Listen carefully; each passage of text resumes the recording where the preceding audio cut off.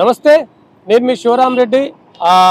ప్రస్తుతం తెలంగాణలో ఉన్న నియోజకవర్గాలన్నీ తిరుగుతూ ఉన్నాం. ఆ నేపథ్యంలో మనం సిద్దిపేట నియోజకవర్గంలో ఉన్నాం. సిద్దిపేట అంటే గుర్తుకొచ్చేది తన్నీర్ హరీష్ రావు గారు. ఇప్పటికే 7 సార్లు ఎమ్మెల్యేగా గెలిచింది ఇక్కడ. మీరు గత 2-3 రోజులుగా చూస్తూ ఉన్నారు, కాంగ్రెస్ వర్సెస్ బీఆర్ఎస్ మాటల యుద్ధం జరుగుతూ ఉంది. స్వయంగా తెలంగాణ రాష్ట్ర ముఖ్యమంత్రి హరీష్ రావు నిన్ను ఓడగొడతామని చెప్పడం జరిగింది. నిన్నగాక మొన్న మైనంపల్లి హనుమంతరావు కూడా నేను సిద్దిపేట నుంచి బరిలో ఉంటాను, పోటీ చేస్తాను, నిన్ను ఓడగొట్టి తీరుతా అని చెప్పడం జరిగింది. దాంతోపాటు చాలా మంది కూడా తిరుగుతూ ఉన్నారు.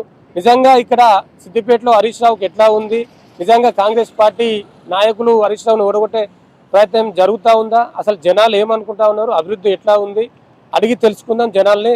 ఆ విషయాలన్నీ మేము ముందు పెట్టే ప్రయత్నం చేస్తాం. నిన్నగాక మొన్న ఇప్పుడు ఇది సిద్దిపేట నియోజకవర్గం, ఇక్కడ ఎమ్మెల్యే హరీష్ రావు గారు ఉన్నారు. హరీష్ రావు మీద కాంగ్రెస్ నాయకులు చాలా మంది ఇష్టం వచ్చే వ్యాఖ్యలు చేస్తూ ఉన్నారు, నేను ఓడగొట్టి తీరుతామని. మైనంపల్లి హనుమంతరావు చూసే ఉంటారు మీరు సోషల్ మీడియాలో. లేదండి, హరీష్ రావును ఓడగొట్టడం కాదు, ఎవరితోని అసాధ్యం. రేవంత్ రెడ్డి వచ్చినా కూడా హరీష్ రావు ఓడిపోడు. రేవంత్ రెడ్డి కాదు, రాహుల్ గాంధీ వచ్చినా హరీష్ రావు ఓడిపోడు. సోనియా గాంధీ వచ్చినా ఓడిపోడు. ఇప్పుడు ముగ్గురు కవిత రాని, ఎవరైనా రాని, రాహుల్ గాంధీ కాదు రేవంత్ రెడ్డి వచ్చినా కూడా హరీష్ రావు అనేది ఓడిపోడు. ఇక్కడ సిద్దిపేట అయితే పక్క చేసిండు, చాలా చేసిండు హరీష్ రావు. అంటే అందరికీ అభిమానం ఉంటది, కోపం ఉన్న కూడా ఓటు పోయి హరీష్ రావుకే వేస్తారు. లాస్ట్ అలా పోయినాక పోలింగ్ బూత్ పోయినాక ఆటోమేటిక్ ఓటు అట్టే పడుతుంది. పైకి మాట్లాడతారు, ఆడ పోయి మాత్రం గుద్దేది మాత్రం హరీష్ రావుకే పక్కా. ఇది మాత్రం రాహుల్ గాంధీ కూడా పంపించాడు న్యూస్. రాహుల్ గాంధీ పోటీ చేసినా కూడా గెలవాడు. రాహుల్ గాంధీ, రేవంత్ రెడ్డి కూడా వచ్చి 100 కోట్లు ఖర్చు పెట్టా గెలవాడు. మరి ఎందుకు అట్లా మాట్లాడుతూ ఉన్నారు కాంగ్రెస్ నాయకులు? మాట్లాడతారు, వాళ్ళ గవర్నమెంట్ ఉంది, మాట్లాడుతారు, కానీ కరెక్ట్ కాదు అది. అది ఆవాకులు చేవాకులు అనేది అంత గలీజా మాట్లాడడం అనేది కరెక్ట్ కాదు. సోషల్ మీడియాలో మీరు చూసినా చాలా బూతులు చూసినాం, కానీ అది కరెక్ట్ కాదు అట్లా మాట్లాడడం. ఒక మనిషిని అట్లా అనడం కరెక్ట్ కాదు. నెక్స్ట్ వాళ్ళ గవర్నమెంట్ వస్తుంది, వీళ్ళు ఆడుకుంటారు, అప్పుడు వీళ్ళ లాగులు వలుగుతాయి. మరిగా ఇంకో 2 years అయితే వీళ్ళే కూడా వలుగుతాయి. వాళ్ళు పెట్టుకుంటారు. ఆల్రెడీ మైనంపల్లి హనుమంతరావు ఆల్రెడీ పెట్టిరు, గొర్రెపొట్టలు పెట్టి ఆల్రెడీ ఫేస్బుక్ లో పెట్టిరు. ఏదో హరీష్ రావు మీద పోటీ చేయాలంటే పోచమ్మ గుడి ముందు మైనంపల్లి పొట్టేలను కొట్టేది వీళ్ళే ఫస్ట్ అని కొట్టేసిరు. ఒక 61 మ్యాజిక్ ఫిగర్ రాగానే పొట్టేలు ఎవరు కొడతారు, మైనంపల్లి పొట్టేలు కొడతారని క్లియర్ గా ఫేస్బుక్ లో వచ్చింది. చూస్తాం అది కూడా కంపల్సరీ. ఎట్లా కేసీఆర్ చూసిరు 10 ఏళ్ళు, రేవంత్ రెడ్డిని చూస్తా ఉన్నారు, ఎట్లా కంపారిజన్ ఎట్లా అనిపిస్తుంది? నేను ఒక హైదరాబాద్ లో ఉండి వచ్చి ఇక్కడ బీఆర్ఎస్ గవర్నమెంట్ ఉన్నప్పుడు వచ్చి ఇక్కడ నేను రియల్ ఎస్టేట్ లో దిగాను ఒక 5 years నుంచి. బీఆర్ఎస్ గవర్నమెంట్ లో మాత్రం బాగా చేసినాం, రియల్ ఎస్టేట్ వాస్తవం బాగా చేసినాం, బతికినాం, పిల్లలకు మంచి స్కూల్ చదివించినాం, మంచిగా చేసినాం. ఇప్పుడు ఈ గవర్నమెంట్ వచ్చిన తర్వాత అందరు ఊర్లకి వెళ్ళిపోయారు, గవర్నమెంట్ స్కూల్లో పిల్లలు వేసారు, ఊర్లలో వ్యవసాయం చేసుకుంటారు. ఇక్కడ ఒక 400 నుంచి 500 మంది వచ్చేవాళ్ళు. ఇప్పుడు మేము జస్ట్ 10-15 మెంబర్స్ రెగ్యులర్. 100 మందిలో మేము వచ్చేవాళ్ళు రెగ్యులర్ 15 మంది ఉన్నాం అంతే. అంత పడిపోయింది రియల్ ఎస్టేట్. కొంత అంటే వీళ్ళు కొద్దిగా ఆర్థికంగా ఉన్నోళ్ళు ఉన్నారు ఇక్కడ, ఆర్థికంగా లేని వాళ్ళంతా విలేజ్ బట్టి వెళ్ళిపోయారు. గవర్నమెంట్ స్కూల్ వేసారు, వాళ్ళు కూడా కూలీ నాలి గవర్నమెంట్ స్కూల్ వేసి కూలీ నాలి చేసుకుంటున్నారు. హరీష్ రావు మీద ఇష్టం వచ్చినట్టు మాట్లాడుతూ ఉన్నారు. అయితే ఇక్కడ ఏంటంటే వాళ్ళ వ్యక్తిగతం వాస్తవం. ఇక్కడ హరీష్ రావు అనే వ్యక్తి అనొద్దు, కానీ ఇప్పుడు కాదు, ఇంకో 20 ఏళ్ళు ఇంకా 30 ఏళ్ళు సార్ ఎందుకంటే సార్కు సాటి ఎవరు లేరు ఇక్కడ. ఎందుకంటే రేవంత్ రెడ్డి మస్తు మాట్లాడతారు, ఎందుకంటే చెప్పినట్టు హామీలు వేరే ఉన్నాయి, చేసి ఉన్నాయి, చెప్పడం మస్తు చేస్తాం, చెప్పుడు చేసి వేరు కదా సార్. నేను దాదాపు ఒక 25 years స్కూల్ నడిపించిన, కానీ రియల్ ఎస్టేట్ బాగా నష్టం చెప్పి నేను భూమిలో తిరిగిన వాస్తవానికి. కానీ వచ్చినటువంటి ఒక గవర్నమెంట్ లో, ఆ గవర్నమెంట్ లో ఉన్నటువంటి 10 ఏళ్ళు ఉన్నటువంటి ఒక సంపాదన ఏతను చాలా తగ్గిపోయింది సార్. ఎందుకంటే చూస్తుంటే ఏమవుతుంది అని చెప్పి అందరూ అభూత కల్పించి కాంగ్రెస్ పార్టీ ఓటేయడం జరిగింది. నిజంగా అది ఆ ఉన్నటువంటి ఏతను చూద్దాం లే అని చేసిండు, కానీ చేసే వాస్తవం అసలు విషయం తెలియకుండా ఇప్పుడు ప్రజంతా ఎందుకు వేసాం అని ఒక ఫీలింగ్ వస్తుంది సార్. ఎందుకంటే ఇక్కడ హరీష్ రావు మీద ఎవరు గెలవలేరు, ఇది వాస్తవం. ఎందుకంటే హరీష్ అన్న వ్యక్తిగతం వేరు, హరీష్ అన్న పార్టీ వేరు.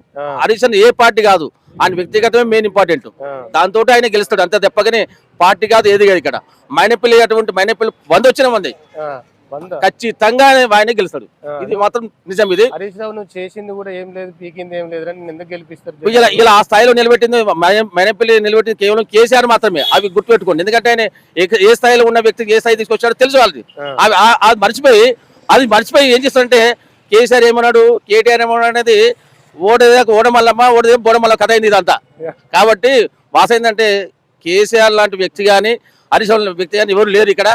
మళ్ళీ చెప్తున్నా ఖచ్చితంగా మళ్ళీ వచ్చేది బీఆర్ఎస్ గవర్నమెంట్, మళ్ళీ వచ్చేది ఇక్కడ హరీష్ అన్న గవర్నమెంట్. 100% నడుసు పెట్టుకుని ఇంత షార్ట్ టైం లో రేవంత్ రెడ్డి మీద వ్యతిరేకత ఎందుకు వచ్చింది? వ్యతిరేకత లేదు సార్. 9.5 సంవత్సరాలు అయితే ఇక్కడ ఏమవుతుందంటే చెప్పే విధానం చేస్తాం ఇక చేస్తాం అనుకుంటున్నారు, కాలయాపన చేస్తున్నాం. మీరు అన్నట్టు ఆ రోజు నాడు ఉన్నటువంటి ఒక కేసీఆర్ కిట్టు వాళ్ళు ఇచ్చి చూపెట్టారు. ఇక్కడ కళ్యాణ లక్ష్మి ఉంది, ఇక్కడ కళ్యాణ లక్ష్మితో పాటు ఆల్రెడీ అమౌంట్ ఇచ్చారు. ఇక్కడ ఏమైంది, కళ్యాణ లక్ష్మితో తులం బంగారం ఇస్తాం, ఇంతవరకు ఇవ్వలేదు. ఇక్కడ ఆ తులం బంగారం ఏమైంది, ఇక్కడ జరగలేదు. ఇక్కడ అంటే చెప్పేట హామీలు వేరు, అమలు పలుసు వేరు. హామీలు మస్తు ఇస్తాం, మేము హామీలు ఇస్తాం, కానీ ఫ్రీ బాస్ ఇవ్వడం ఓకే.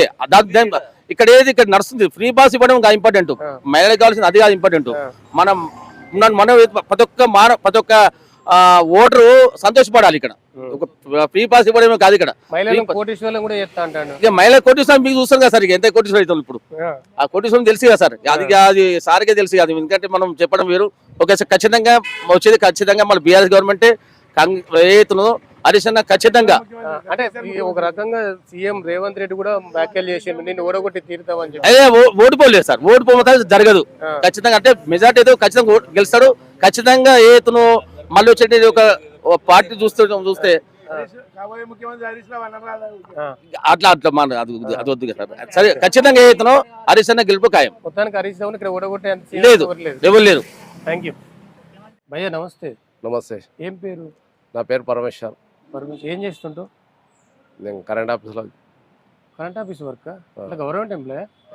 కాంట్రాక్ట్ లేదు. కాంట్రాక్ట్. ఇది ఇప్పుడు సిద్దిపేట నియోజకవర్గం కదా? సిద్దిపేట నియోజకవర్గం. అంటే ఇక్కడ ఎమ్మెల్యే హరీష్ రావు గారు. హరీష్ అన్న ఎట్లుందా ఇక్కడ హరీష్ రావు?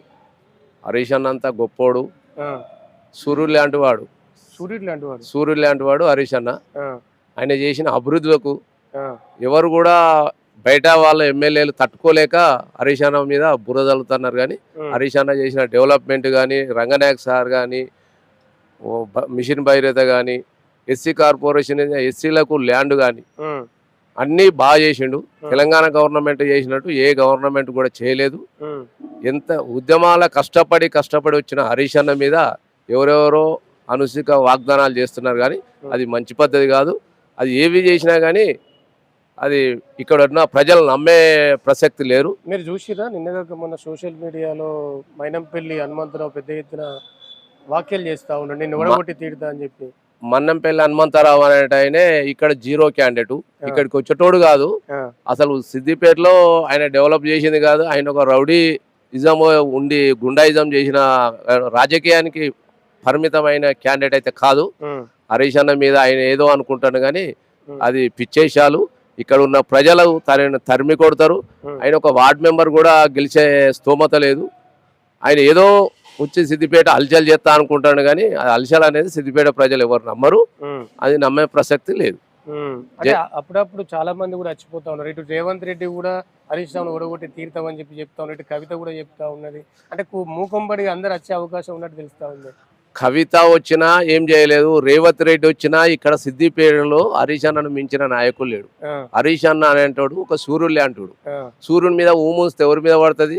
పబ్లిక్ మీద పడుతుంది, వాని మీదనే పడుతుంది. ఆయన మీద ఎవరైనా రేవంత్ రెడ్డి అయినా కానీ, కవిత కానీ, మన్నంపల్లి కానీ ఎవరైనా కానీ ఆయన మీద అంత శక్తి లేదు. ఆయన ప్రజాసేవకుడు. ఏ 108 ఎంతనో హరీష్ అన్న కూడా అంతే. ఒక చిన్న పోరాడు కూడా ఫోన్ చేసినా కానీ వచ్చి ఏమైందిరా అని మందలిస్తాడు. ఎగ్జాంపుల్ గా ఎవరో కాదు, మా అమ్మకు ఆపరేషన్ అవుతుంది అని చెప్పి అన్నప్పుడే నేను హాస్పిటల్ కు నేను వస్తానరా అని చెప్పిండు.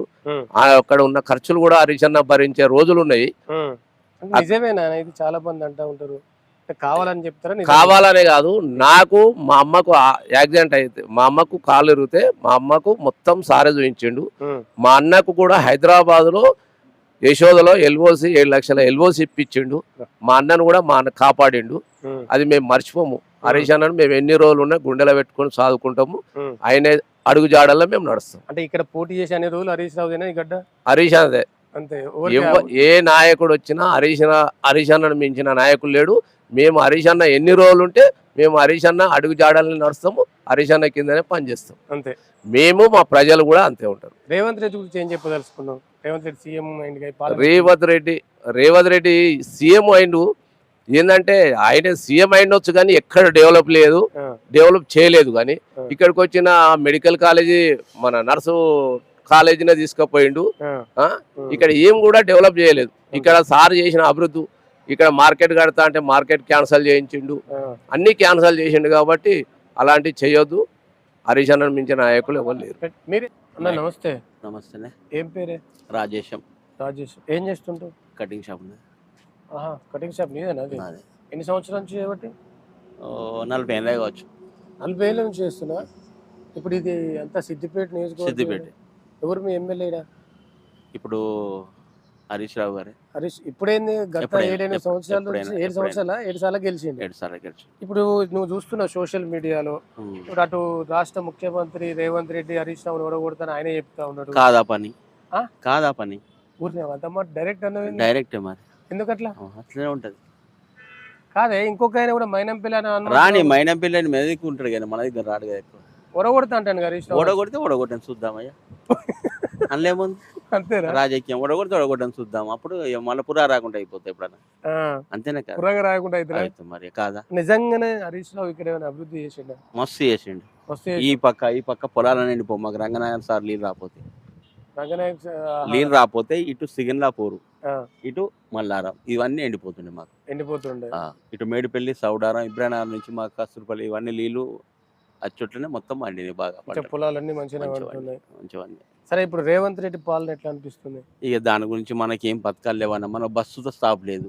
ఇక రేవంత్ పాలన మన గురించి ఏం ఇక్కడ చెప్తాం? బస్సు స్టాప్ లేదా? లేదు మాకు. ఏ ఊరు ఇది? శనిగారం, ఇది మల్లారం. శనిగారం స్టాప్ ఉంటది. ఆ, మాకు ఫ్రీ బస్సు పెట్టారు కానీ ఇప్పుడు సిటీకి పోతే తప్ప ఇక మాకు ఏది లేదు.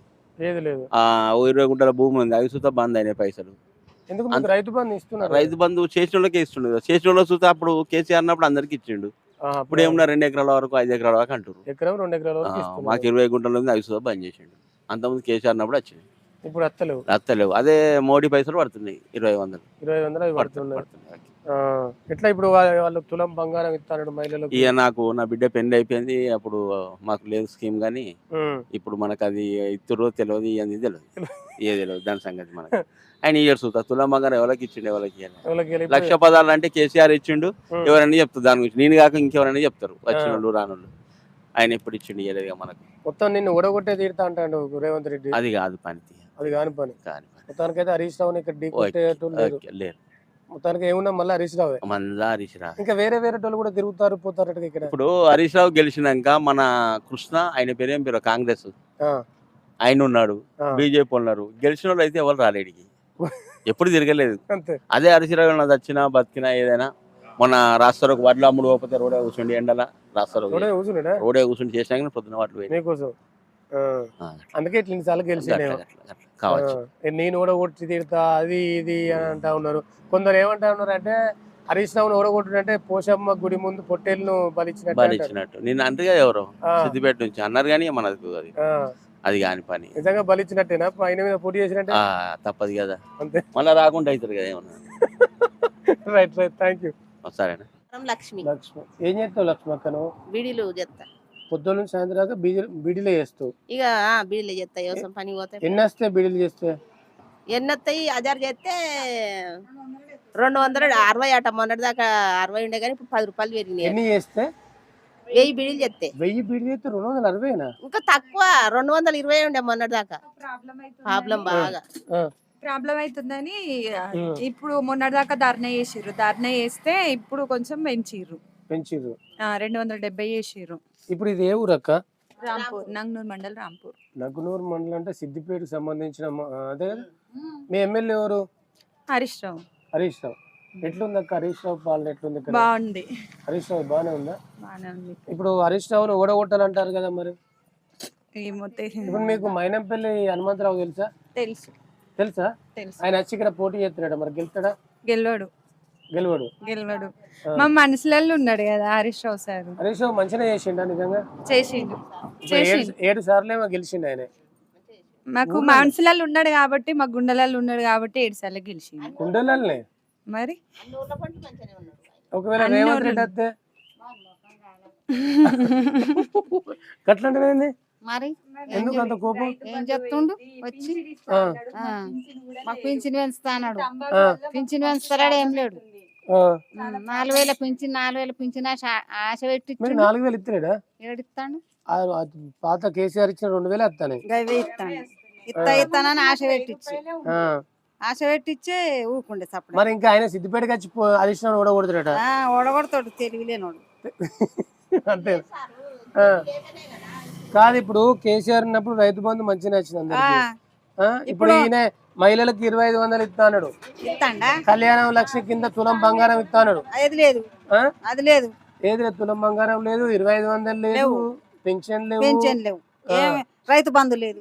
ఇంకా మహిళలకు స్కూటీలు ఇస్తాడు. ఇంకా వచ్చి ఏం చేస్తాడు? సంకనాకుతాడా మంది పట్టుకుని. మరి అంటాడు కదా, అంటాడు గట్లే హరీష్ రావు మా కాలి గోటికి సరిపోడు అంటాడు. అంటవన్నీ ఎవడు గెలిపిస్తాడు? ఇక ఇప్పుడు అనుభవం అయింది కదా జనాలకు.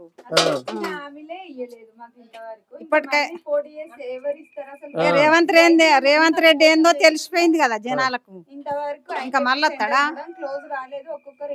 మొన్నటి దాకా వడ్లు కొనలే పాపం. ఇంకా మళ్ళొస్తాడా? మొఖం పెట్టుకొని 2 నెలలు వడ్లు కోఆపరేటివ్ బ్యాంకుల్లో వేస్తాడు ఆయన. ఇంతవరకు కూడా పోతలేవు వడ్లు.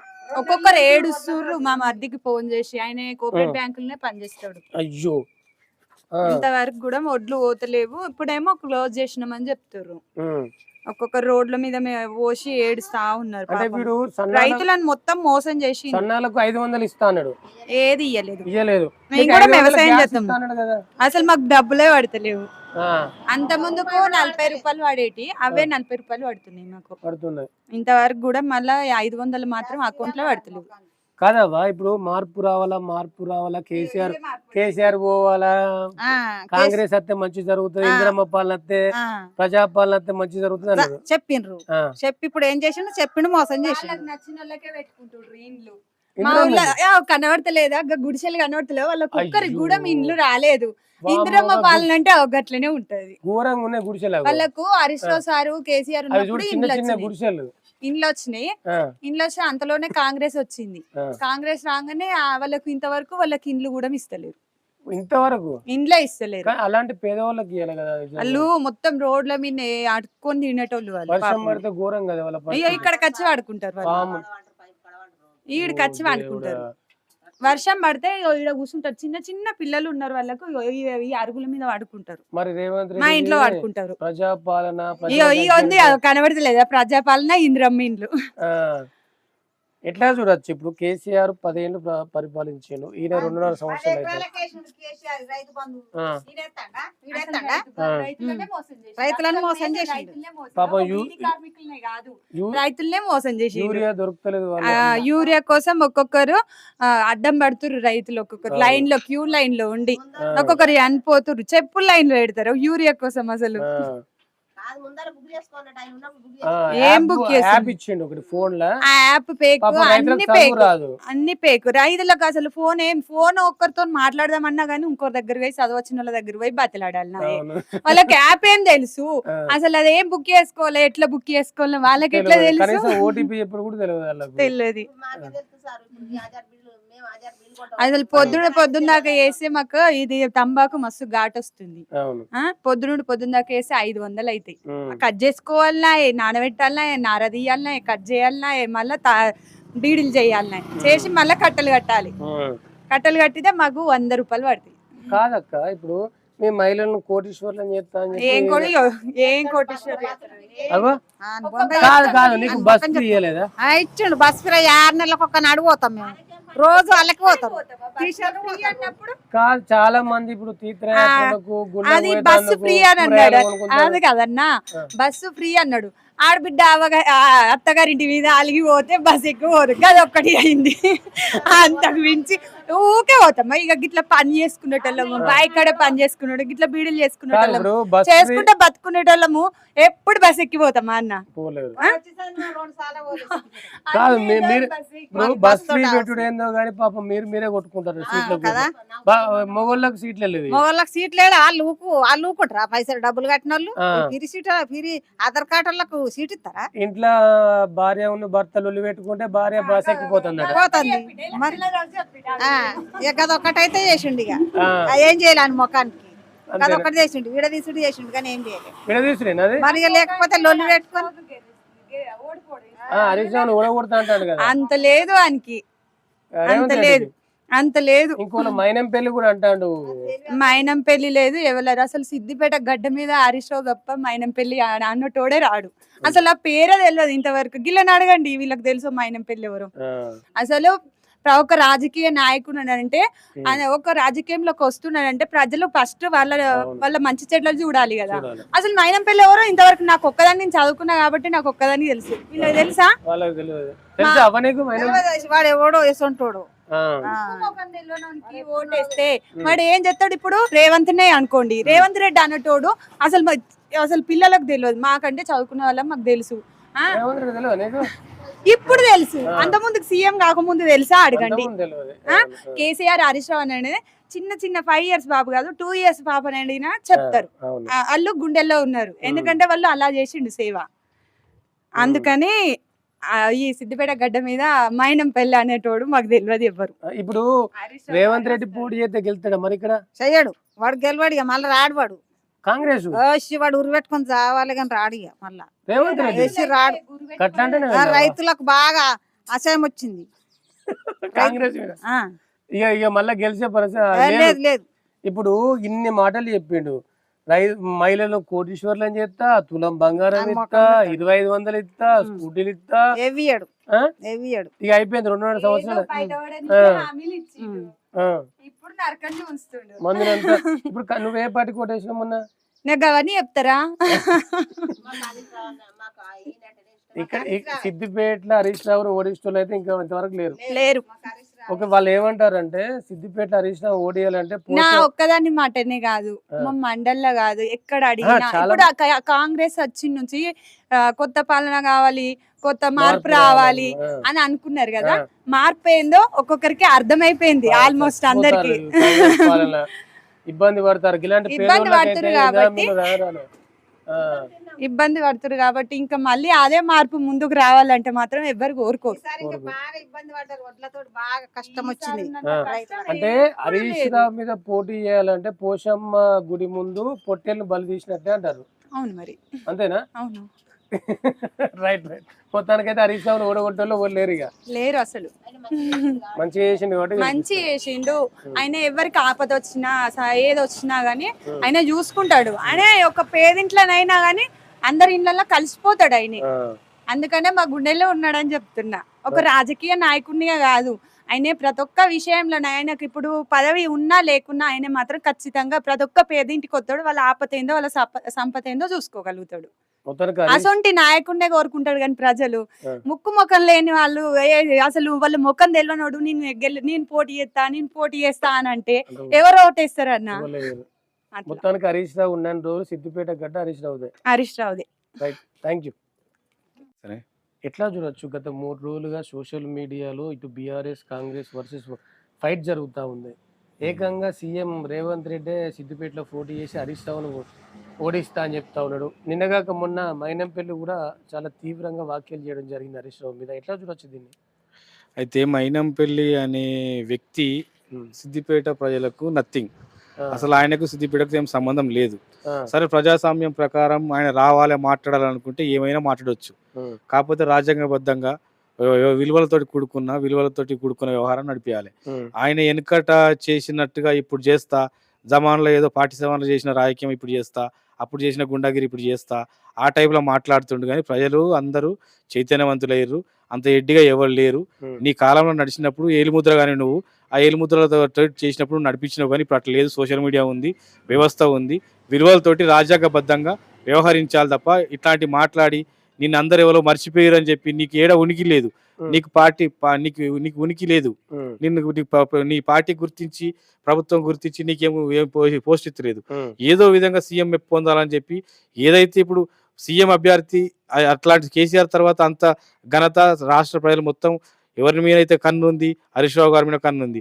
ఇలా కేసీఆర్ తర్వాత ఎవరిని చూస్తున్నారు అంటే హరీష్ రావు గారిని చూస్తారు. నేను ఇట్లాంటి బలమైన వ్యక్తి మీద ఇట్లాంటి కామెంట్లు చేయడం, ఇట్లా చిల్లర మాటలు మాట్లాడడం వల్ల నేను సీఎం దృష్టిలో పడిపోయి నాకేమైనా ఇస్తారేమో, నాకేమైనా పోస్ట్ ఇస్తారేమో అని చెప్పి మాట్లాడుతుండు. నీ నోటితోటి మాట్లాడడం మాటలు కాదు. నువ్వు కాంగ్రెస్ అభ్యర్థిని ఎవరిని తెచ్చుకుంటావో తెచ్చుకో.